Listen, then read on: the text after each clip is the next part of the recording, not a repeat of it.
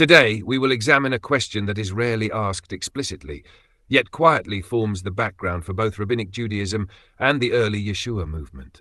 Did later generations come to recognize that the Jewish revolts of the 1st and 2nd centuries were missteps? And if the answer is yes, what light does this shed on Yeshua's consistent rejection of violence? In the 1st century, Jews lived under Roman occupation. Economic exploitation, political oppression, and religious humiliation created an intense expectation that God would soon intervene. Messianic hopes were not abstract, they were concrete, earthly, and often political.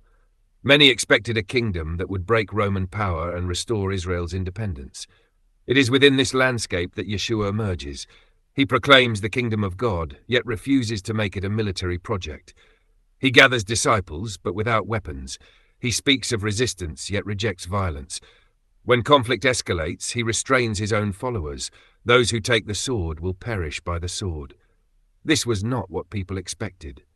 A Messiah who did not seize power easily appeared irrelevant, or simply mistaken. Then history speaks. The revolt of 66 to 70 ends in total catastrophe. Jerusalem is laid in ruins. The temple is destroyed. Tens of thousands are killed. In rabbinic literature, the retrospective gaze is directed not primarily toward Rome, but inward. Violent escalation and fanaticism are portrayed as contributing causes of the disaster. The Talmud tells of militant factions who burned food supplies and forced the city into war. In contrast stands the figure of Rabban Yohanan ben Zakkai, who, according to tradition, escapes the besieged city and asks the Romans to spare Yavne, Yahi, and its scholars. Here it is worth pausing to explain what Yavne actually was. Yavne was a relatively modest town west of Jerusalem, near the Mediterranean coast. It held no temple, no political authority, and no military significance. Precisely for that reason, the request is so revealing. Rabban Yohanan does not ask for weapons, revenge, or autonomy. He asks for a place where learning may survive. In Yavne, a center of study is established that becomes the seed of what will later be known as rabbinic Judaism. Here a new mode of Jewish life takes shape, without a temple, without sacrifices, and without political power.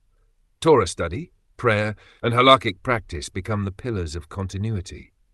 Yavne thus represents a radical choice, away from the sword and toward the text, away from messianic urgency and toward patient continuity.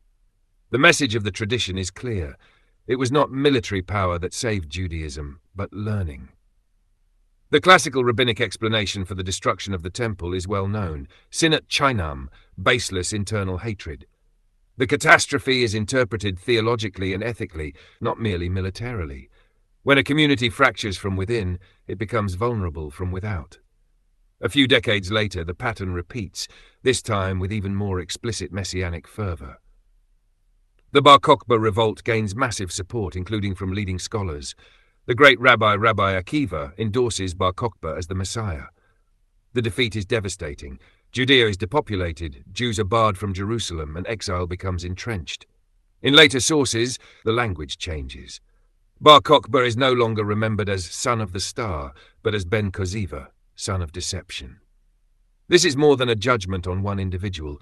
It is a theological recognition. Even the greatest rabbis can be mistaken when messianic hope is bound to military power. After 135, rabbinic Judaism becomes deeply suspicious of violent messianism. Any attempt to force redemption through power is problematized. The teaching of the three oaths warns against rebellion, against forcing the end, and against turning divine action into a human project. And here a striking historical irony emerges. What Yeshua refused to do was precisely what history proved disastrous. What he warned against was exactly what led to destruction. In retrospect, his teaching of non-violence appears not as naive idealism, but as a sober assessment of reality.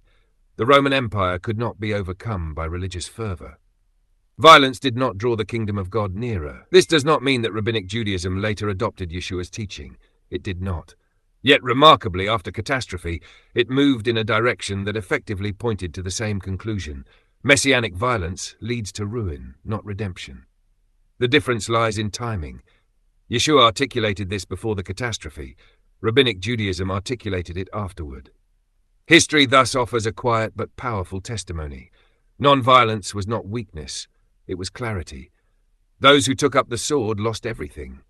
The one who refused it was executed, but did not draw his people into collective annihilation.